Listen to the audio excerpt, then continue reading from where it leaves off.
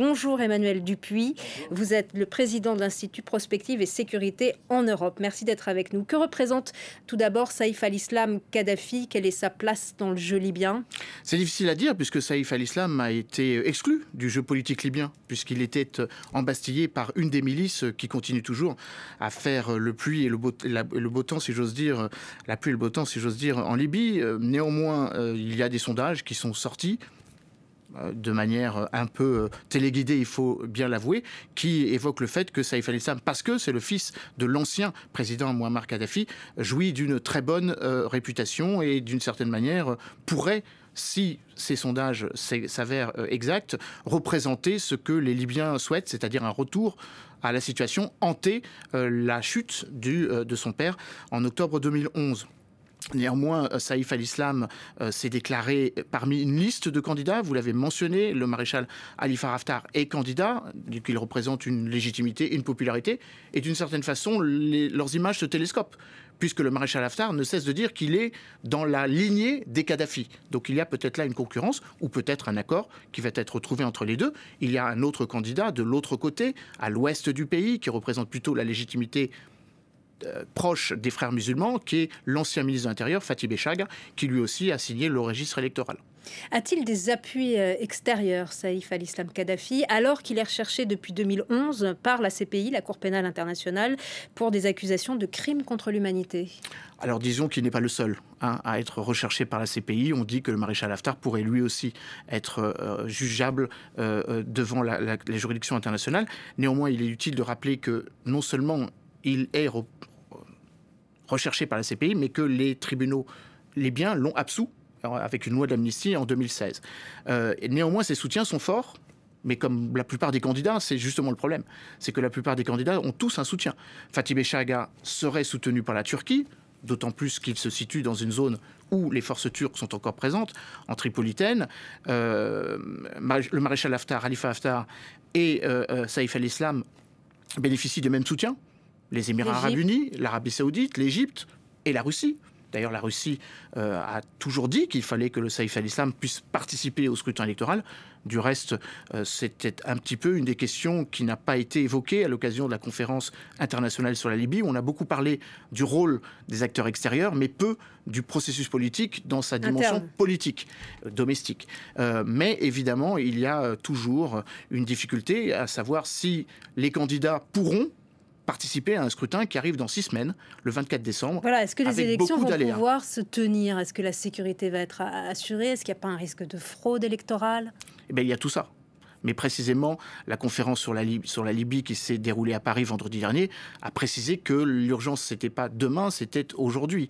Et qu'il fallait que les Libyens, après avoir voté une loi électorale qui d'ores et déjà permet de bénéficier d'un corps électoral, 3 millions de votants qui se sont inscrits, donc a priori, qui participeront à ce scrutin. Vous avez raison de rappeler qu'il y a toujours l'épée de Damoclès de la reconnaissance du scrutin. Est-ce que les autorités judiciaires pourront être saisies selon que vous êtes à l'est ou à l'ouest de la Libye et que vous ne reconnaissez pas le résultat dans votre région? Il est fort à parier que les candidats de l'est soient soutenus par la population de l'Est et que les candidats de l'Ouest le soient également. C'est pour ça qu'il y a une dimension importante dans le reportage que vous avez mentionné. Premièrement, vous avez remarqué que Saïf al-Islam s'est métamorphosé et il ressemble de plus en plus à son père. Et donc il y a cette volonté aussi d'incarner un personnage dans la lignée familiale. Et puis, il s'est inscrit, on le voit à l'image, dans une ville importante, qui est la ville de Sebha. Donc il ne s'est pas inscrit ni à Tripoli ni à Benghazi, mais dans la partie qu'on oublie, qui est la partie où se situent les milices, où se situent d'ailleurs des milices qui le soutiennent, les Toubous, la communauté Toubou. Et il y a cette symbolique de dire, moi je ne suis ni l'homme de l'Est ni l'homme de l'Ouest, je suis l'homme du consensus. C'est pour ça que j'ai déclaré ma candidature ailleurs qu'à Tripoli ou à Benghazi. Mais vu la fragmentation du pays, est-ce que le modèle démocratique des élections présidentielles puis des élections législatives, est-ce que c'est adapté à la situation aujourd'hui en Libye ? En tout cas, il semble que les 20 chefs d'État et de gouvernement qui étaient présents à Paris l'ont acté comme tel.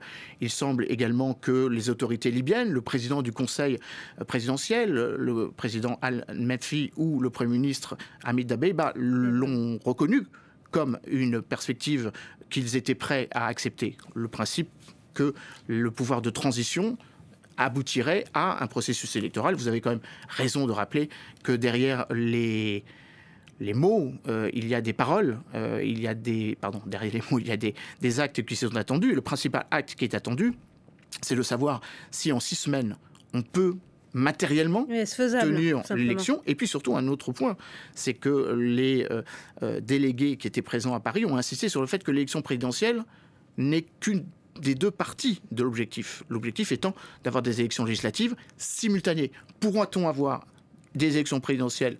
C'est un premier aléa. Pourra-t-on avoir des élections présidentielles et législatives le même jour? En tout cas, la bonne volonté est là. La déclaration de l'Élysée et la signature par les 20 chefs d'État et de gouvernement présents le confirment. Néanmoins, ces dernières heures, il y a eu des voix très dissonantes. Le président turc, Recep Tayyip Erdogan, avait dit qu'il ne pensait pas que cette réunion était opportune. Il n'a d'ailleurs envoyé que son conseiller diplomatique. Et le président russe, Vladimir Poutine, en ne venant pas à Paris, tout comme l'absence du président Abdelmadjid Tebboune, président algérien, témoigne que parfois, il y a une vision de la proximité, donc des intérêts régionaux qui n'est pas forcément prise en compte dans ces instances internationales. Et dont les influences sont très importantes en Libye. Y a-t-il des alliances rapidement? Y a-t-il des alliances possibles, d'après vous, entre les différentes factions en Libye? Déjà, il y a, à l'heure que nous parlons, la candidature a été déclarée à 7h du matin, heure libyenne. Il y a d'ores et déjà des manifestations de joie, mais aussi des manifestations d'hostilité. D'ailleurs, il y a une personne qui a nommément, précisément dit tout le mal qu'il pensait de la candidature de Saïf el-Islam, qui est le président du Haut Conseil d'État, l'équivalent du Sénat, Khaled El-Meshri, qui a dit que c'était une très mauvaise nouvelle pour la démocratie et que d'une certaine façon, la révolution n'était pas prise en compte. Donc il y a des voix dissonantes et puis il y a évidemment les milices qui ne laisseront sans doute pas le fils du colonel Kadhafi se présenter de manière aussi simple ou aussi facile qu'il le souhaiterait. Merci beaucoup.